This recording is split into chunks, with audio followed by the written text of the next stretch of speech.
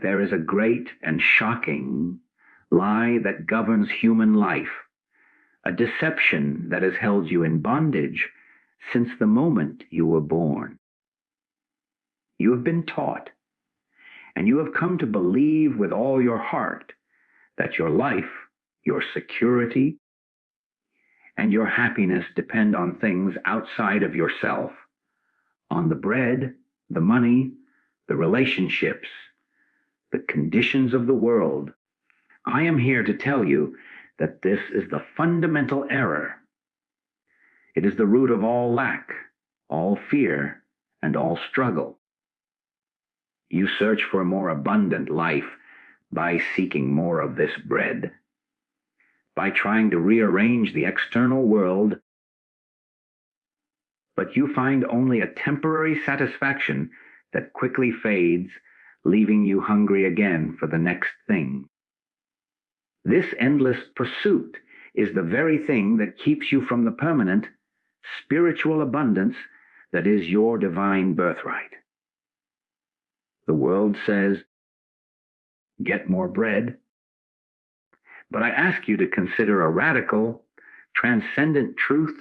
The key to true and lasting abundance is not in getting more bread, but in understanding what it means that you cannot live by it alone. In the moments to come, we will go far beyond the surface of these words to uncover the spiritual substance that feeds the soul, heals the body, and transforms your entire experience of life from one of seeking to one of glorious fulfillment. Let us examine the architecture of this universal deception. From our earliest moments, we are conditioned to look for our good in a specific, tangible form. A child is taught that happiness arrives with a new toy. A student believes peace will come with a passing grade. An adult is convinced that security is found in a paycheck, a title, or the approval of others. This is the world's only lesson. Repeated in a million different ways, your fulfillment, your safety, your very life is dependent on an external object, circumstance, or person. This is the bread it offers. And because this appears so logical, so self-evident, we never stop to question the fundamental premise. We spend our entire lives in a frantic chase, running from one loaf of bread to the next, believing that the next acquisition, the next achievement, the next relationship will finally be the one that satiates the deep, unnamed hunger within us. Consider the anxiety that arises when you contemplate your financial future. The world's entire solution is to accumulate more, to secure more, to hoard more. Yet, observe how even those who have amassed great fortunes often live in a state of even greater fear of losing it. The bread has not brought peace. It has only multiplied the anxiety. Look at the pursuit of health. We are taught to place our entire faith in the external bread of medicine, diets, and experts, and while these have their place, we often find ourselves feeling powerless, victims of a body that can betray us at any moment. In our relationships, we demand that other people become our bread, that they supply us with the love, validation, and comfort we lack. And we are inevitably disappointed when they fail to do so, leading to conflict and heartache. This is the bondage. It is the unshakable conviction that the source of our good is outside our own being. We become like a lighthouse that has been convinced its light must come from passing ships, and so it spends its nights in a desperate panic, searching the horizon for a light never realizing that the magnificent beam, the power that can cut through the darkest night, lies dormant within its own structure. We are that lighthouse looking to the ships of the world for our light. The moment you believe your peace comes from your bank account, you have made that account your God. The moment you believe your joy comes from another person's praise, you have made that person your master. You have, perhaps without realizing it, surrendered your inner sovereignty. This is why the pursuit of more bread is a treadmill of endless striving. You get the raise, and for a fleeting moment, there is a sense of relief, but soon the mind recalibrates and now fears the next tax bill, the next market downturn, the next unexpected expense.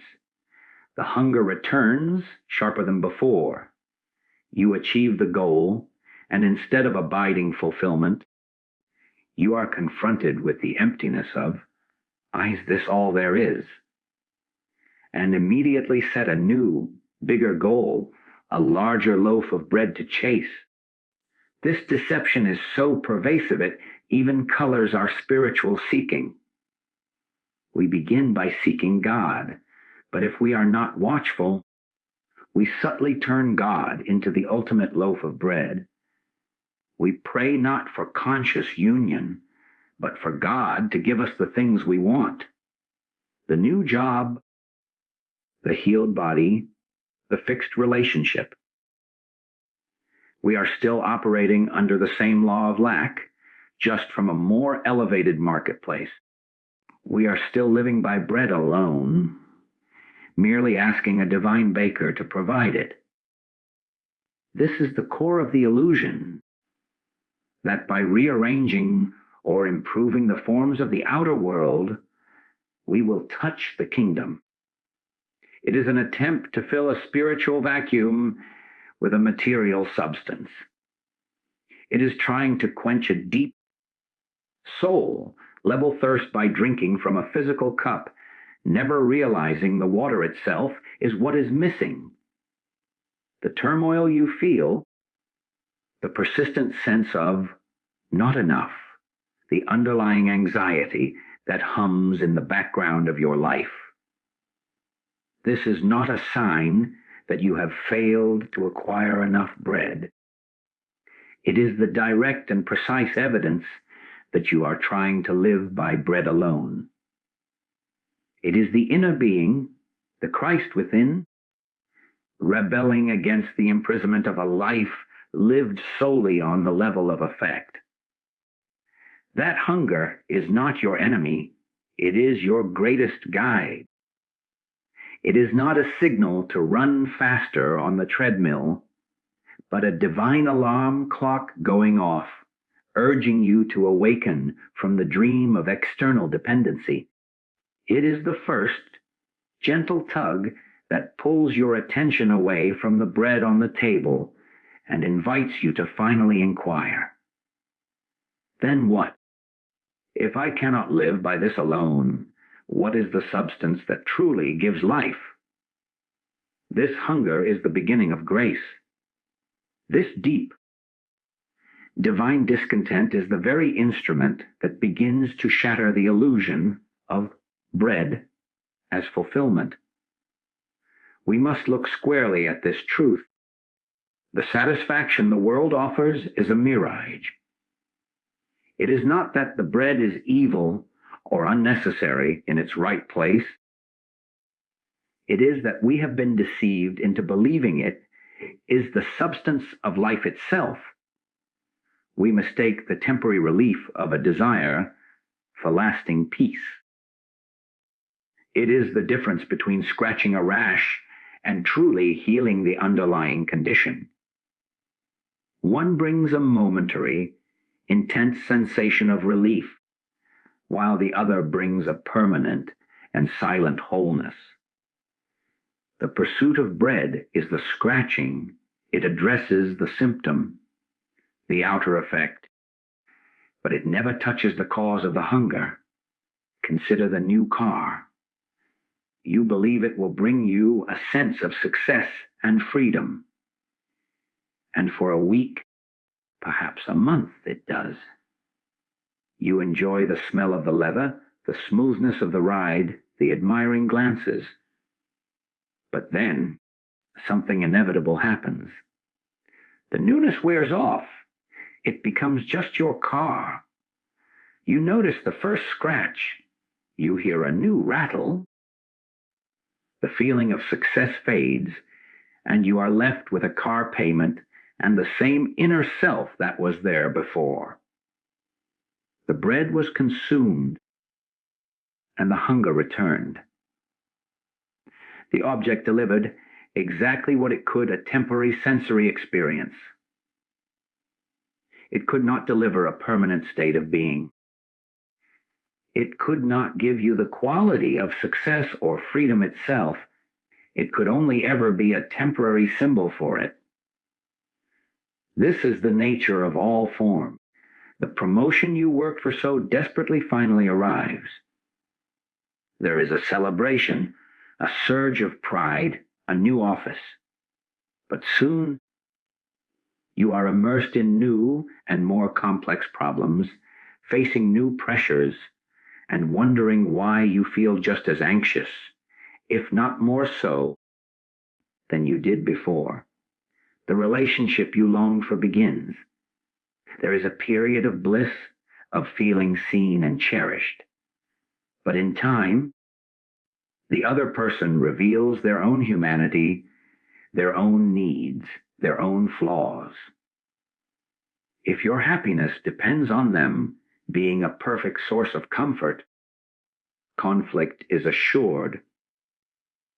You expected the relationship to be the bread that would end your loneliness forever, and when it proves incapable of doing so, you may blame the other person, not realizing you asked them to provide something no human being can ever provide for another, their own inner peace. We are chasing shadows. We are trying to hold onto water. The paycheck, the vacation, the compliment, the perfect meal. These are all experiences that arise and then pass away. To build a life, to seek an entire sense of identity and security on that which is inherently fleeting, is the very definition of building your house on sand. The storms of life, loss, change, disappointment, will inevitably come, and a life founded on the acquisition of bread will be washed away, because its foundation has no substance. This is the critical turning point in your spiritual journey. It is the moment you stop blaming the bread for not being fulfilling and realize it was never meant to be. The problem was never with the car, the job, or the person. The problem was in your expectation of them. You asked the world of form to give you what only the world of spirit can provide. You asked the finite to perform the function of the infinite. This is the great disillusionment, and it is a blessed event, for it is the end of an illusion. It is the dawning realization that the joy you felt in the new car was not in the metal and leather. It was a momentary glimpse of a joy that already existed within you, which the car momentarily allowed you to express. The peace you feel on vacation is not created by the beach. The beach is a circumstance quiet enough to allow the peace that is always present within you to come to the surface, unclouded by your usual mental turbulence. The bread does not create the fulfillment. It can, at best, only temporarily reflect it. When you understand this, the entire frantic chase begins to lose its power over you. you start to withdraw the immense burden you have placed on the outer world to make you happy, and you begin the sacred task of turning within, not to get something, but to discover what has been there, untouched by the coming and going of forms all along. This turning within is not an act of retreat from the world, but a profound reorientation towards the only true source. When you cease demanding that people, possessions, and positions be the source of your life, you begin to perceive that they are, in fact, its expression. The entire universe is the outer manifestation of an inner, spiritual cause. Your life, in every minute detail, is the outpicturing of a consciousness. Therefore, to change the outer picture, you must first become acquainted with the artist. The inner kingdom is not a physical location you can find on a map. It is the very ground of your being, the invisible substance of your awareness from which all thoughts, feelings, and experiences arise. It is the wellspring, and the world you see is the river that flows from it. To seek your good in the river is to forever be chasing downstream, always arriving after the fact.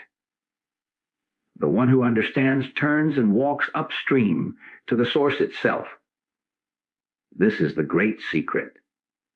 Consider a simple, practical example. You wake in the morning with a sense of dread, a feeling of burden about the day's responsibilities. The world's solution, the pursuit of bread, would suggest you need a better job, a lottery win, or an escape. But the truth of the inner kingdom presents a different path. Instead of trying to change the circumstances immediately, you pause. You become still.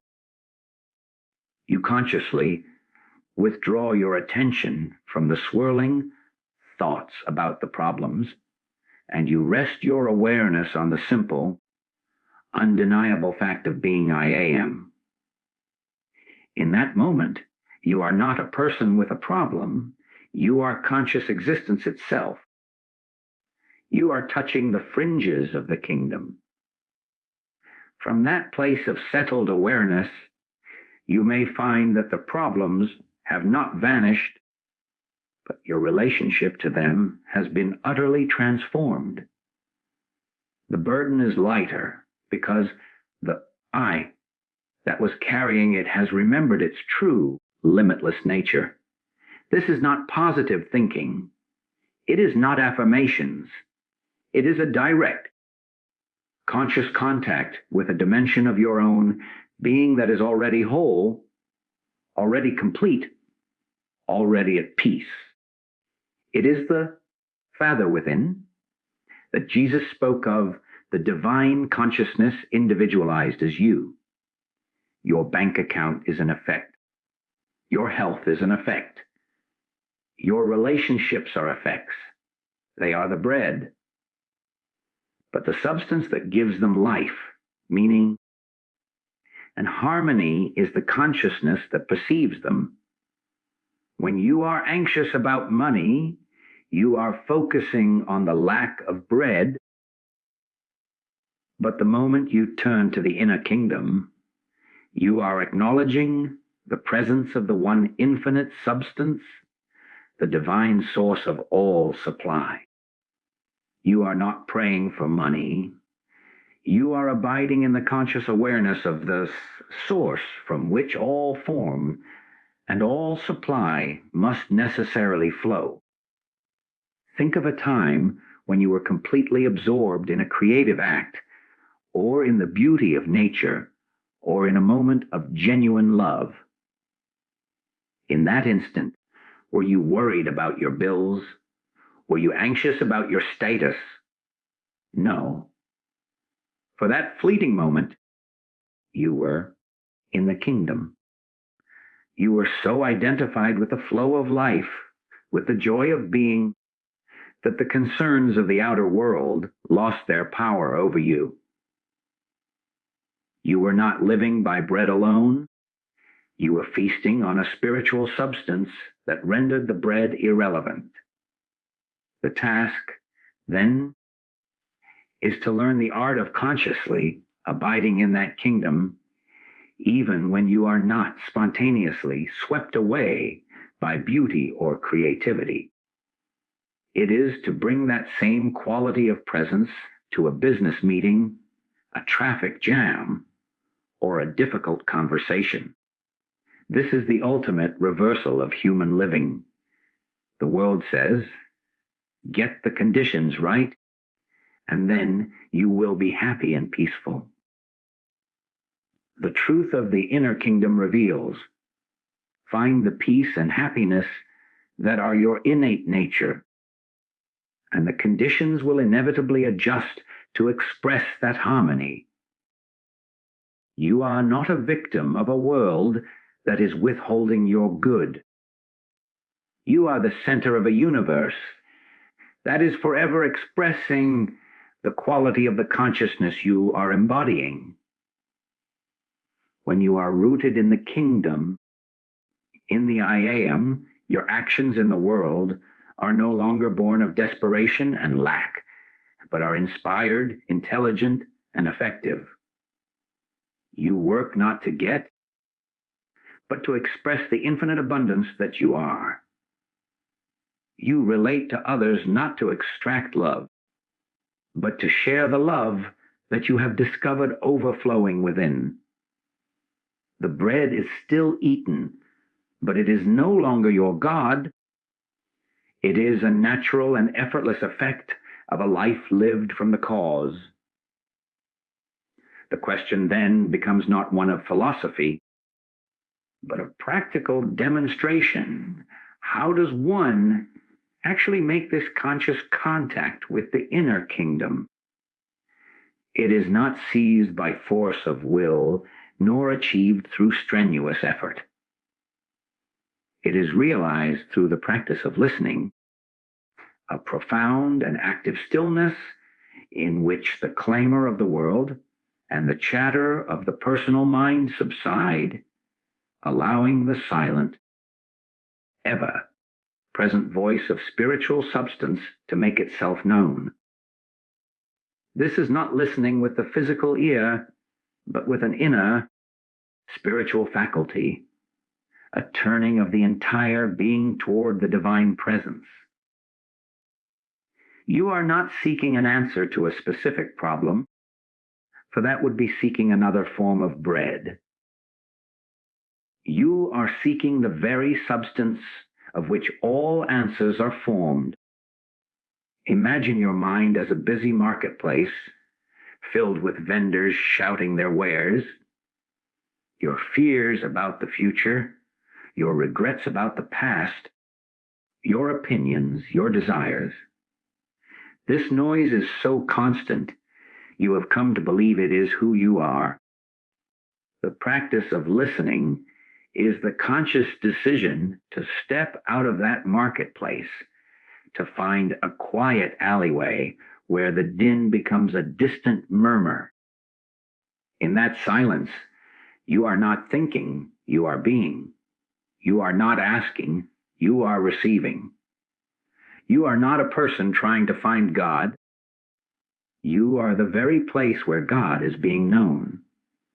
This is where the word is heard, not as a sound, but as a palpable infusion of peace, a sudden clarity, or a surge of unconditional love that has no external cause.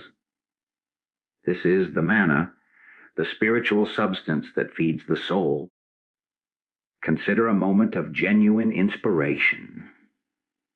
A problem has troubled you for days, and you have strained and struggled to find a solution, to no avail. In frustration, you finally let it go. You go for a walk, or you take a shower, and in that moment of release, when the active striving of your mind ceases, The answer comes, whole and complete, as if it were there all along. What happened? You stopped seeking the bread of an answer from the outside, and you entered a state of inner receptivity.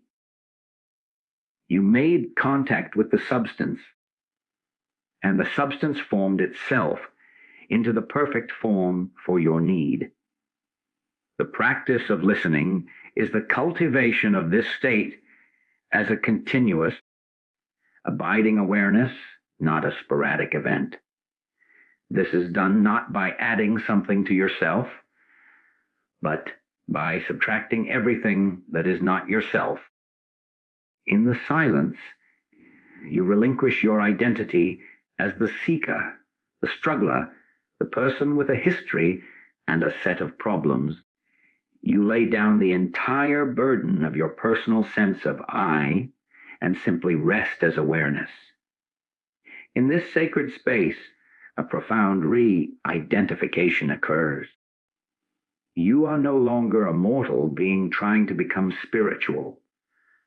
You realize, in a flash of inner knowing, that you are a spiritual being having a momentary human experience.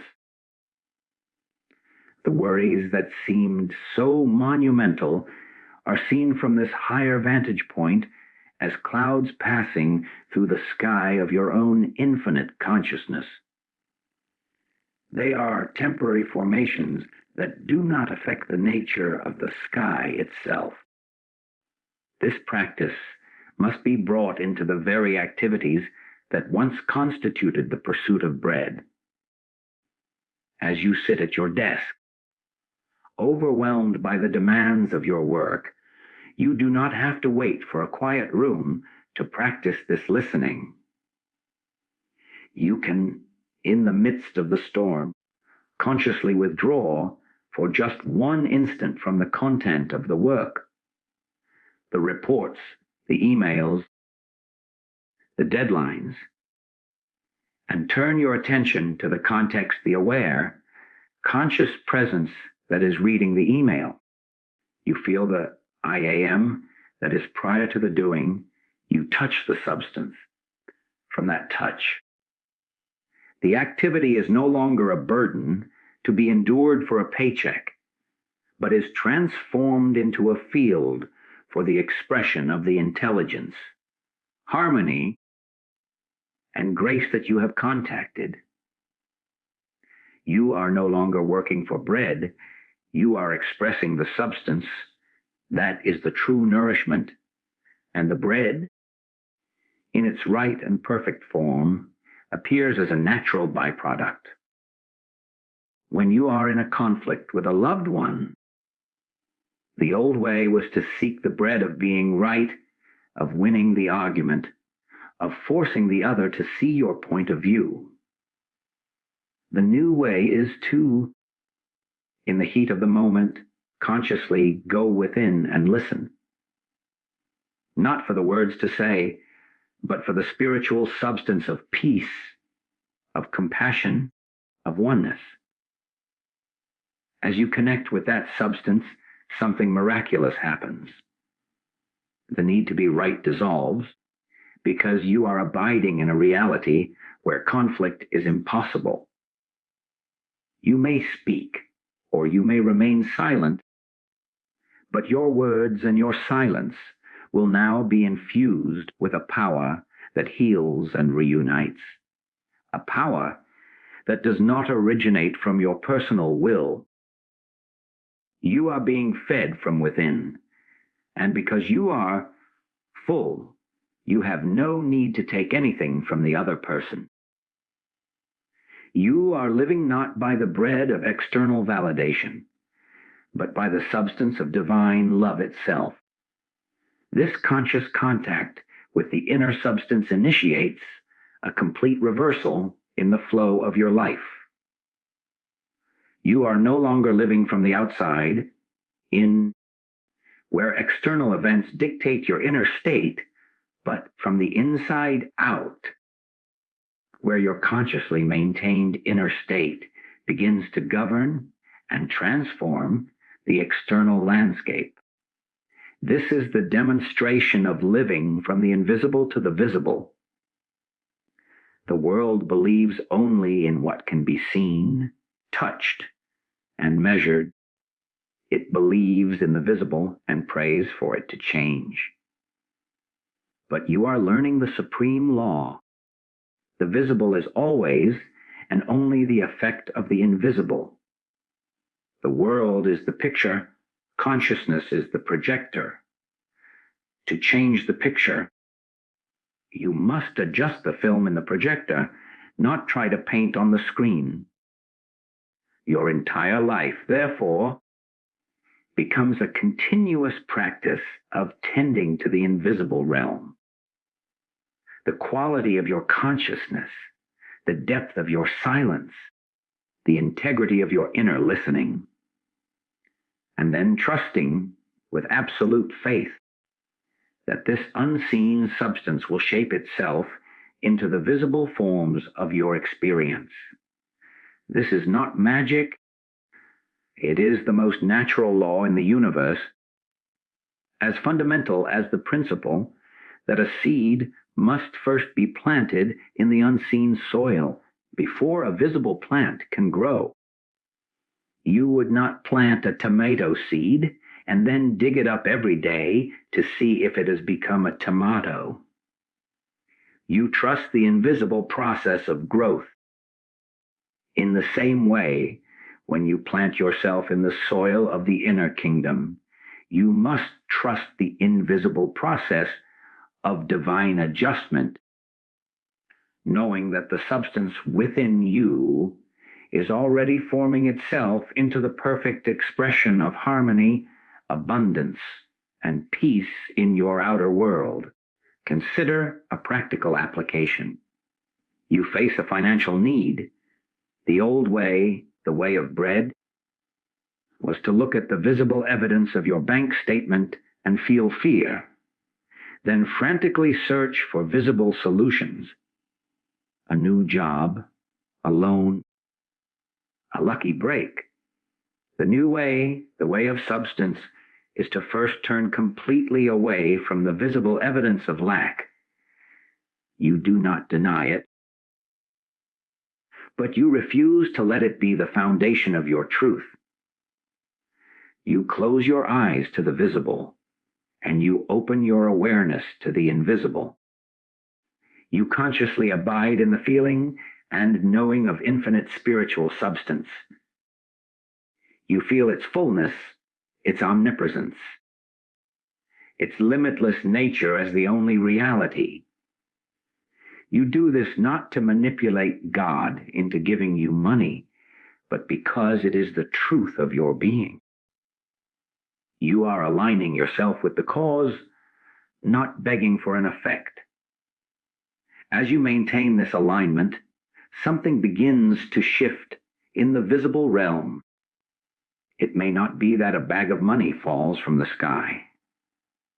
Rather, you may find an unexpected idea arising in your mind, an intelligent, creative impulse for a new avenue of income that you had not previously seen. You may find yourself led to make a phone call that opens a new door. You may receive an offer or an opportunity that feels synchronistic and unlabored. This is the invisible substance, having been acknowledged and received, now forming itself into a visible vehicle for its own expression. The money that arrives is not the primary goal, it is the secondary effect. The primary reality is the infusion of spiritual substance, which manifests as the idea, the opportunity, and the supply simultaneously. Apply this to a physical ailment. The world sees the visible symptoms and attacks them with visible remedies. There is a place for this, but the master principle remains. The body is a visible effect of an invisible cause. To heal the body permanently, one must address the consciousness, that is projecting it. Instead of focusing all your energy on the pain, the swelling, the diagnosis, the visible evidence, you turn within. You become still and know the truth of your being as spiritual, perfect, and whole, untouched by the beliefs of the physical senses. You bathe the invisible consciousness in this truth. You don't fight the disease. You let the divine substance of life and harmony flood your awareness. From this place, the intelligent, healing power that formed the body from a single cell knows how to reorganize, rebalance, and restore the visible form. The healing that follows, whether it comes through a doctor's intervention or appears spontaneous, is the visible manifestation of the invisible adjustment that first took place in consciousness. You are not living by the bread of medicine alone, but by every word, every truth that flows from the mouth of God within you. The visible world is not your source, it is your demonstration.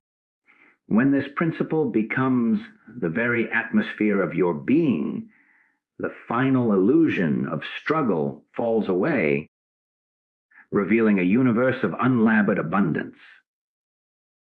This is not the abundance of accumulated things, but the abundance of a life that is spontaneously and intelligently supported by the infinite source.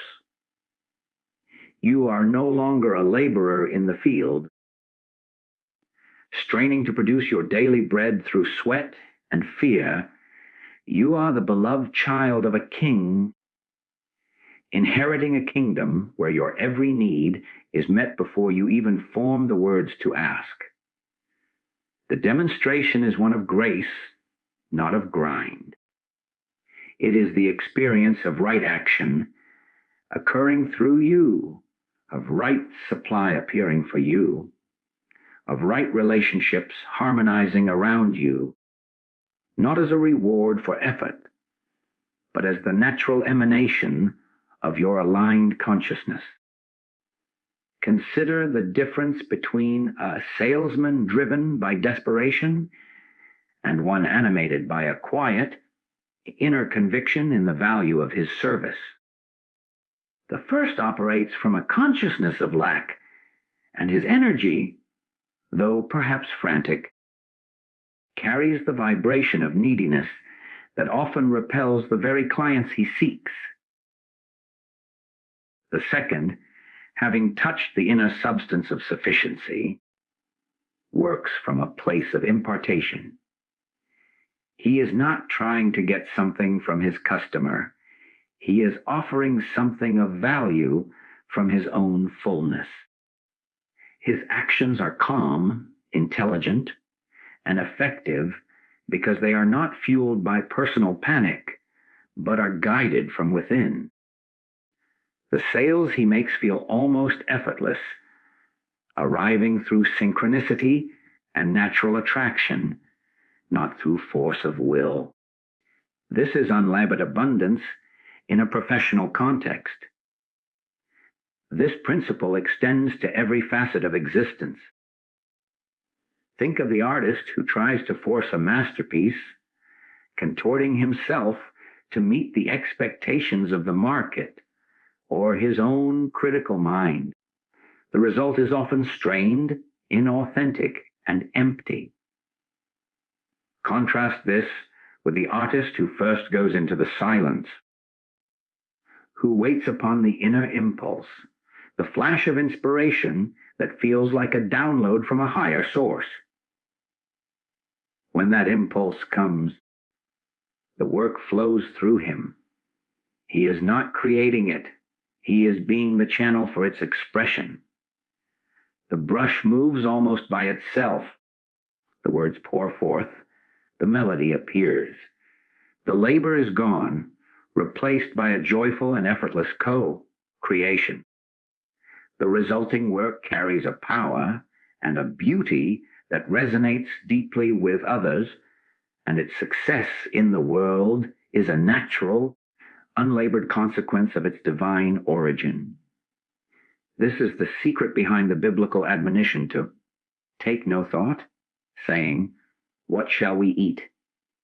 Or, "What shall we drink?" Or, "Wherewithal shall we be clothed?" It is not a call to passivity or irresponsibility.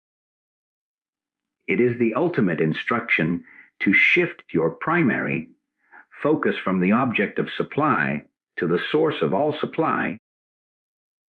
When your mind is fixed anxiously on the bread, you are in a state of labor. When your consciousness is anchored in the Father within, you are in a state of grace. From this state, your actions are not your own strained initiatives, but are God's functions appearing as your life. You will be guided to make the phone call. You will be inspired to develop the skill. You will be led to the right place at the right time, but it will feel as though you are being moved by a current of intelligence far greater than your own. Your relationships become unlabored.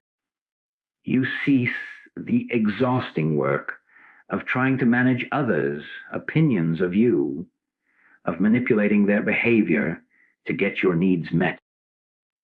Abiding in your own inner fullness, you relate to people from wholeness, not from need.